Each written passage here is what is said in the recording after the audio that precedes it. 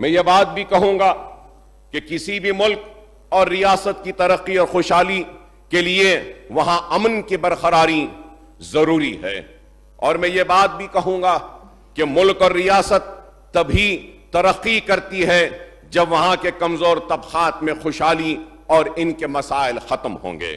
تلنگانہ میں ہماری کامیابی یہی رہی کہ گزشتہ 10 سال کے دوران امن اور بھائی چارگی برقرار رہی اور کمزور طبقات وہ بالخصوص مسلمانوں کی ترقی کے اقدامات کیے گئے۔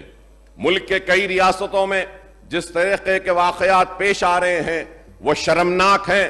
کئی ریاستوں میں مسلمانوں کے خلاف سفاکی اور بربریت عروج پر ہے، مذہبی مقامات کو نقصان پہنچایا جا رہا ہے، حجاب، بیف، لو جہاد، گھر واپسی، بلڈوزر راج اور پولیس ظلم کی ایک کے بعد ایک دیگر مثالیں قائم کی جا رہی ہیں۔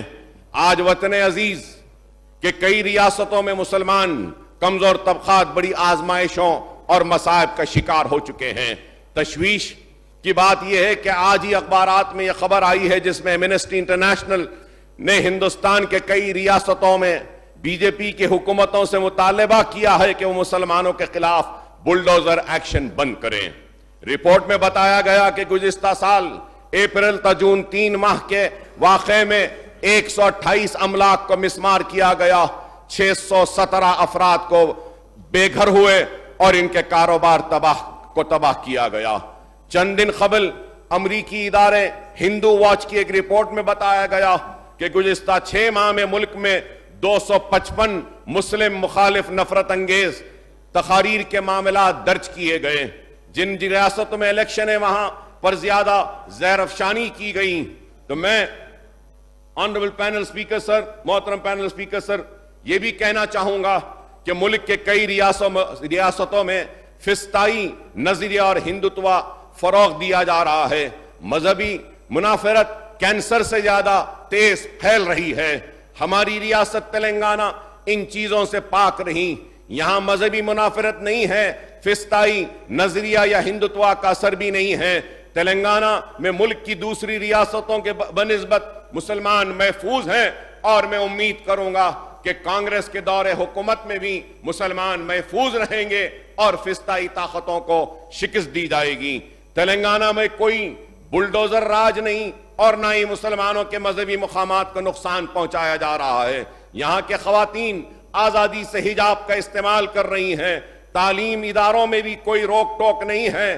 ہم چاہتے ہیں کہ ریاست میں گزشتہ 10 سال سے گنگا جمنی تہذیب، ملی جلی روایت پر جو امن ہے وہ برقرار رہے۔ نفرت کے ماحول کو یہاں پنپنے نہ دیا جانا چاہیے۔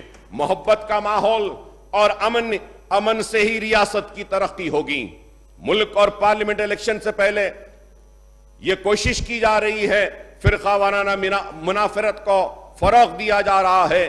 اس لیے اس ایوان میں موجود ہم سب کی ذمہ داری ہے کہ ایسی طاقتیں جو بدامنی پھیلا رہی ہیں ان کو ان کے منصوبوں میں کامیاب نہ ہونے دیں۔ کانگریس حکومت نے جب سے ریاست میں اقتدار سنبھالا ہے 2 سے 3 واقعات یہاں بھی رونما ہوئے ہیں جس کا ذکر میں کرنا ضروری سمجھتا ہوں کہ سنگاریڈی میں دولت آباد کے مقام پر شرنگیزی کی گئی، وہاں کی مسلم اقلیتوں کو نقصان پہنچایا گیا۔ اسی طرح شب معراج کے موقع پر نظام آباد کے شہر 5th ٹاؤن پولیس اسٹیشن کے حدود میں فرقہ وارانہ کشیدگی کا واقعہ پیش آیا۔ 3 مسلم نوجوان شیخ سمیر، ارباز خان، اظہر خان پر حملہ کیا گیا۔ شرپسند عناصر انتخابات سے قبل تلنگانہ میں فرقہ وارانہ کشیدگی پھیلانا چاہتے ہیں۔ حکومت کی ذمہ داری ہے کہ وہ ان عناصر کے خلاف سخت سے سخت کارروائی کریں۔